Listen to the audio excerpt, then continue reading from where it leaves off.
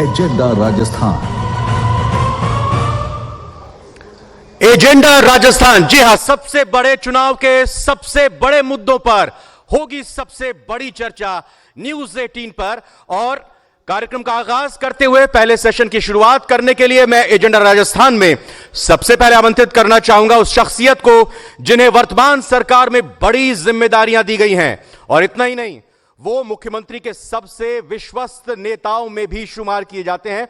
जी हां, बिल्कुल ठीक समझा आपने, जोरदार तालियों के साथ स्वागत करते हैं। हम बात कर रहे हैं गहलोत सरकार में पीएचईडी मंत्री, मुख्य सचेतक विधानसभा श्री महेश जोशी जी की।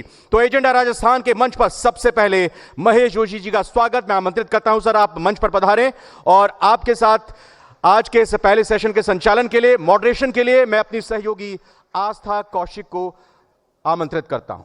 आस्था।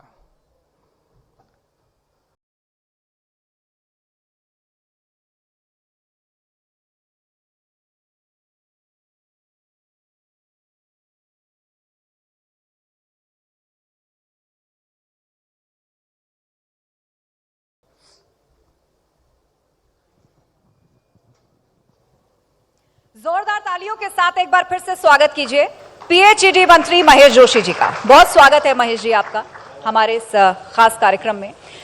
और आज के इस सेशन को हमने नाम दिया है भारी पड़ी वफादारी। ऐसा हम क्यों कह रहे हैं, इस पर हम आएंगे आगे।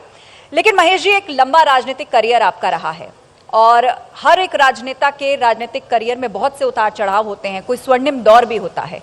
आपका वो दौर कौन सा रहा, कैसे याद करेंगे, क्या बताएंगे आज जनता को उसके बारे में?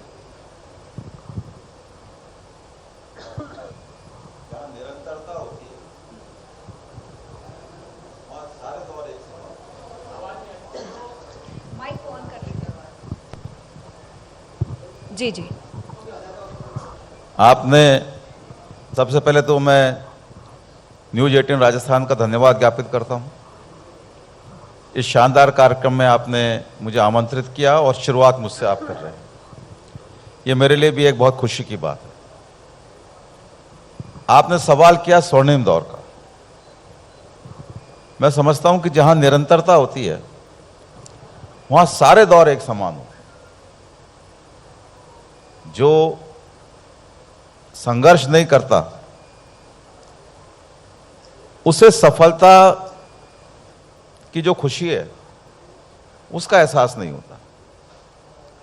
तो संघर्ष करना यह भी अपने आप में एक, संघर्ष का मौका मिलना भी अपने आप में खुशी की बात है। संघर्ष करना खुशी की बात है। तो आपका स्वर्णिम दौर कौन सा रहा, संघर्ष वाला या जब जिम्मेदारी मिली? देखिए, हमेशा ये मान के चलिए कि जो संघर्ष का दौर होता है वो बहुत कुछ सिखाता है, बहुत एनर्जी देता है, बहुत उत्साह देता है। और जब आपको कोई चीज अचीव हो जाती है, कोई मिल जाती है, तो उसमें आपको अपने आप को मेंटेन करना होता है। जो कुछ आपने संघर्ष में सीखा, जिन लोगों के संपर्क में आप आए, जिन लोगों को सहयोग किया या जिनसे सहयोग लिया, उन सब के साथ एक आपको एक रिलेशनशिप को मेंटेन करते हुए आगे बढ़ना होता है। ये नहीं कहा जा सकता कि कौन किससे बेहतर है। संघर्ष नहीं होता तो सफलता नहीं होती। संघर्ष से सफलता हुई है, सफलता सब चाहते हैं, लेकिन बिना संघर्ष के सफलता भी नहीं मिलती। तो मैं समझता हूं कि दोनों ही दौर का अपना अपना महत्व है। हम चुनाव जीते हैं, हम तो राजनीति की बात आप कर रही हैं, चुनाव जीते हैं चाहे हारें, निरंतरता हमारी सेवा में होनी चाहिए। जनता के बीच में हमारे जो हमारी उपलब्धता है वो निरंतर रहनी चाहिए, ये आवश्यक है। अब आपने संघर्ष और सफलता का जिक्र भी कर दिया है, तो आज राजस्थान में जो हम एजेंडा राजस्थान लेकर आए हैं उसमें खास तौर पर सियासत और चुनावी अखाड़े की बात हो रही है। कांग्रेस का भी अपना दावा है, बीजेपी का भी अपना दावा है। क्या कहना चाहेंगे आप कहते हैं आपकी सरकार बन रही है, सीटों का कोई आंकड़ा देना चाहेंगे? क्यों रिपीट करें? क्योंकि राजस्थान की जनता का तो मिजाज है कि वो हर बार सरकार बदल देती है।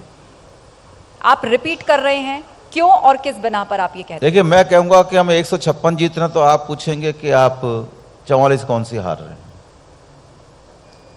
ऐसा होता नहीं है। एक लक्ष्य लेके चला जाता है। जब हमारा बहुमत 101 पे आता है तो हम ये तो नहीं कह सकते ना कि 101 हमारा लक्ष्य है।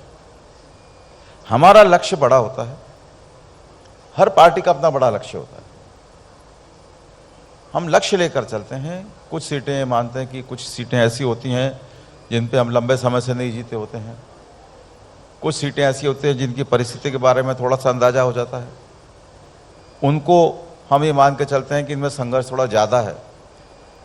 सीटों एक का कोई लक्ष्य आंकड़ा लेके नहीं दे हम पाएंगे, लक्ष्य क्योंकि- लेके चल रहे हैं। क्योंकि बीजेपी तो लक्ष्य साध करके चलती ना, लक्ष्य लेकर चलती है। आपकी बार 150 पार, आपकी बार 400 पार। हमारा सीना तो पता नहीं 56 का है कि नहीं है, मैं नहीं जानता, लेकिन हमारा लक्ष्य जरूर 156।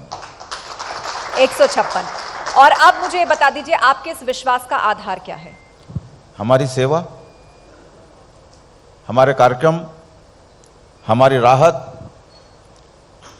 कोरोना काल में जो हमने सेवा की, शायद अपने आप में पूरे देश में एक तो केरल राज्य ऐसा है जहां कोरोना काल में बहुत अच्छी सेवा हुई, और उसके बाद राजस्थान है जहां कोरोना को लेकर जितनी सेवा हुई है, उस सेवाओं को राष्ट्रीय स्तर पर नहीं अंतर्राष्ट्रीय स्तर पर भी उसकी सराहना हुई है। आप देख लीजिए, हम हर घड़ी सचेत रहे। किसी भी स्टेट के पास में इंफ्रास्ट्रक्चर नहीं था कोरोना को लेकर। आपने कोरोना का जिक्र किया, लेकिन अब हम उससे काफी आगे बढ़ गए हैं। नहीं, कोरोना- बहुत सारी घोषणाएं, वादे और योजनाएं आपके देखिए, रहे, अब उन पर भी बात करने का मैं वक्त है। उन पे भी आ रहा हूं, लेकिन तो आप वो क्या आप जन जन तक पहुंचा मेरी पाएंगे? बात सुनिए, आप कोरोना को नकार नहीं सकते। नहीं, नकार नहीं रहे, लेकिन मैं कह रही हूं उसके बाद भी मैं जवाब कारण देना बता रहा हूं होगा। आपको, मैं आपको कारण बता रहा हूं। मैं आप जो कह रहा था वो आप शायद बीच में आपने उसको पूरा नहीं होने दिया बात को। जब कोरोना आया, किसी के पास भी इंफ्रास्ट्रक्चर नहीं था कोरोना से लड़ने का। आप ही देखिए, हमने इंफ्रास्ट्रक्चर भी बनाया, हम कोरोना से लड़े भी। मुख्यमंत्री अशोक गहलोत जी ने 2 बातें उस वक्त में कही थी, क्योंकि लॉकडाउन भी हो गया, कर्फ्यू भी लग गया, बहुत सारी बातें हो गई। किसी को इलाज के अभाव में दम नहीं तोड़ने दूंगा और किसी को भूखा नहीं सोने दूंगा। तो हमने जिस गति के साथ में इंफ्रास्ट्रक्चर बनाया, जिस गति के साथ में हमने काम किया, वो गति हमारी नहीं कि अशोक गहलोत जी के अकेले की बात नहीं है, ये हमारी सरकार की काम करने की गति थी। और हमने कोरोना से लड़ते लड़ते भी हमने विकास के जो काम किए हैं, एक दिन में विकास नहीं हो जाता है।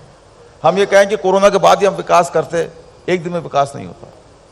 हमने विकास की गति को बनाए रखा, हमने काम किए हैं, हमने राहत दी है। जो जन घोषणा पत्र हमारा था, उस जन घोषणा पत्र के हमने अधिकांश जो घोषणाएं थी उनको पूरा किया है। जो बजट सरकार ने पेश किए 5, उन बजट घोषणाओं को पूरा किया गया है। किसी भी बजट में कोई नया कर नहीं लगाया गया। जो थीम दी, बचत, राहत और विकास, इस थीम को हमने अक्षरशः पूरा करने की कोशिश की। बीजेपी ने मुद्दा बनाया है कि आपकी जो घोषणाएं हैं सिर्फ वो मंचों तक सीमित रह गई, घोषणाओं तक सीमित रह गई, वो आम जन लोगों तक नहीं पहुंच पाई। आप बताइए कौन सी घोषणा? जिसको सबसे बड़ा मुद्दा बताती है भारतीय जनता पार्टी, किसानों के कर्जे की बात करती है। आप बताइए, आज हम राजस्थान के मामले में कोई घोषणा करेंगे, हमारी घोषणा को उसी रूप में लिया जाना चाहिए कि राजस्थान सरकार के परिप्रेक्ष्य में, राजस्थान सरकार के अधिकार क्षेत्र में क्या क्या आता है, हम उन घोषणाओं को पूरा करेंगे। हमने किसानों के कर्जे माफ किए, जितने भी राजस्थान में जो सहकारी बैंक है उनके कर्जे माफ किए। भारतीय जनता पार्टी ये कहती है कि नेशनलाइज बैंक के कर्जे माफ नहीं किए। नेशनलाइज बैंक पहली बात क्या किसी भी राज्य सरकार के अधिकार क्षेत्र में आते हैं, और दूसरी बात, हमने तो फिर भी ये सरकार ने ये रिक्वेस्ट की कि भाई जिस तरीके से आपने बड़े बड़े लोगों के, पैसे वालों के को आपने जो स्कीम बना के दिए, कर्जे माफी की, उस तरीके की आप एक स्कीम बना के इन किसानों को ले दे दें, हम उतने कर्जे राजस्थान सरकार की तरफ से जमा करा देंगे। वो भी नहीं कर रहे हैं। 7 संकल्प आज ही जारी किए हैं, मैं आपको पढ़ के सुना देती हूँ, जिसमें किसान सम्मान निधि 12,000 करेंगे, जो फिलहाल 6,000 मिलती है किसानों को। इसका वादा है हर जिले में महिला थाना, 12वीं की छात्राओं को 14,000 रुपए, 2.5 लाख नई सरकारी नौकरियां और पेपर लीक की जांच SIT से। ये मुख्य है। आज तक किस स्टेट में भारतीय जनता पार्टी ने पेपर लीक की जांच कराई है? एक स्टेट का नाम बता दे।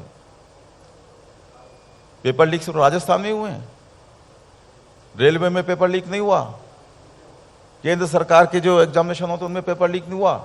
एक जगह पे भी गंभीरता के साथ में अगर भारतीय जनता पार्टी की किसी भी राज्य सरकार ने या केंद्र सरकार ने पेपर लीक की जांच कराई है तो आप मुझे बताएं, कौन से पेपर लीक की जांच कराएंगे? आज तक कराया नहीं, और अब जांच कराने की बात कर रहे हैं। कब सरकार आ जाएगी? राजस्थान के बारे में बात करें, गुजरात में पेपर लीक वहां क्यों नहीं जांच कराई आज तक? ये बातें कहने की अलग है और व्यवहारिकता दूसरा पक्ष है उसका। कुछ और भी घोषणाएं हैं। पीएम उज्ज्वला योजना के तहत गरीब परिवारों की महिलाओं को 450 में cylinder, paper leak, fertilizer, mid day meal, PM Awas, Jal जीवन, ये तमाम घोटाले हैं जिसका जिक्र पेपर किया लीक का तो बीजेपी मैंने ने और आपको कहा इसकी जांच पेपर के लिए लीक को तो SIT मैंने बनी। बताया, हमने कानून बनाया, हमने पेपर लीक की जांच कराई, बड़े से बड़ा अधिकारी भी अगर उसके अंदर शामिल रहा। घोटालों पर SIT की बात मैं कह रहा हूं घोटालों को मुद्दा ना, मैं आपसे वही तो कह रहा हूं, बड़े से बड़े आदमी के खिलाफ पेपर लीक में अगर नाम आए तो उसके खिलाफ कार्रवाई करिए। पूरे देश में एक जगह बता दें, व्यापम के बारे में नहीं बोलते। मैं ये कहना चाहता हूं। दूसरा, आपने उज्ज्वला कनेक्शन की बात करी। हम तो उज्ज्वला कनेक्शन वालों को 500 रुपए में दे रहे हैं सिलेंडर। हमने जब 500 रुपए में किया तो केंद्र सरकार की तरफ से घोषणा हुई कि 200 रुपए का हम अनुदान देंगे। अब घोषणा कर रहे हैं कि 750 में देंगे। हम तो 500 में दे रहे हैं, उन्होंने 50 रुपए और कम किए। वो क्यों आ रहे? वो हमारी नकल कर रहे हैं हर चीज में। देखिए, मेरी बात सुनिए। आपको याद होगा, मैं अभी कोरोना का जिक्र किया था। 18 साल से कम उम्र के बच्चों के वैक्सीन लगने की बात आई, उसका पैसा लगना था कि नहीं लगना था? जी।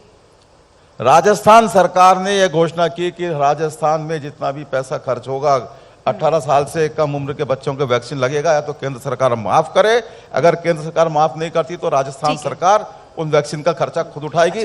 तब जाके केंद्र सरकार ने मजबूर होकर अच्छा, जाते वैक्सीन जाते का एक खर्चा आखिरी दिया था। सवाल मुझे क्यों मिलने लगा है, सेशन हमें खत्म करना होगा। इन सभी उपलब्धियों के बाद भी इस चुनाव में पार्टी को आपका नाम याद नहीं रहा, और हम इन सभी उपलब्धियों के बाद भी आप कह रहे हैं जो आपने गिनवाई, पार्टी की, आपके संघर्ष की, पार्टी को आपका नाम नहीं याद रहा, आपको टिकट नहीं मिला इस बार, और हमारा शीर्षक भी था कि आप वफादारी पड़ी भारी से कैसे समझाइए? आप व्यक्तिगत बात करें तो फिर सार्वजनिक बात नहीं करें, व्यक्तिगत मेरी बात करें, फिर मैं एक एक सवाल का जवाब दूंगा। शांति धारीवाल जी को टिकट मिल गया, आपको नहीं मिला। आप फिर मेरे से सार्वजनिक सवाल नहीं करेंगे, व्यक्तिगत करिए, मैं व्यक्तिगत पे जवाब दूंगा। मेरा तो 2008 में भी टिकट कटा था। उसके बाद आप सांसद बन गए थे, तो क्या उसी तरह देख रहे हैं इस परिस्थिति को? क्या होगा पता नहीं। 2008 में मेरा टिकट कटा, मैंने तो तब भी सवाल नहीं किया था मेरा टिकट क्यों कटा। मैं आज भी सवाल नहीं कर रहा हूं मेरा टिकट क्यों कटा। मैं मंत्री के रूप में यहां बैठा हूं, यह भी पार्टी की देन। मुझे जब टिकट दिया था तब मैंने पार्टी से ये नहीं पूछा था कि फलाने आदमी को टिकट क्यों नहीं दिया। टिकटार्थी तो कई थे, मुझे टिकट नहीं दिया, पार्टी का फैसला जिसको मैंने शिरोधार्य किया। ठीक है। और आगे भी पार्टी मेरे बारे में कोई फैसला करेगी, मैं उसको शिरोधार्य करूंगा। चलिए, इन्हीं शुभकामनाओं के साथ बहुत धन्यवाद महेश जोशी जी आपका स्टेज पर पधारने के लिए और सभी सवालों का जवाब देने के लिए। बहुत बहुत धन्यवाद आपका। लेकिन आपसे अनुरोध है, कृपया मंच पर बने रहें, क्योंकि न्यूज़ 18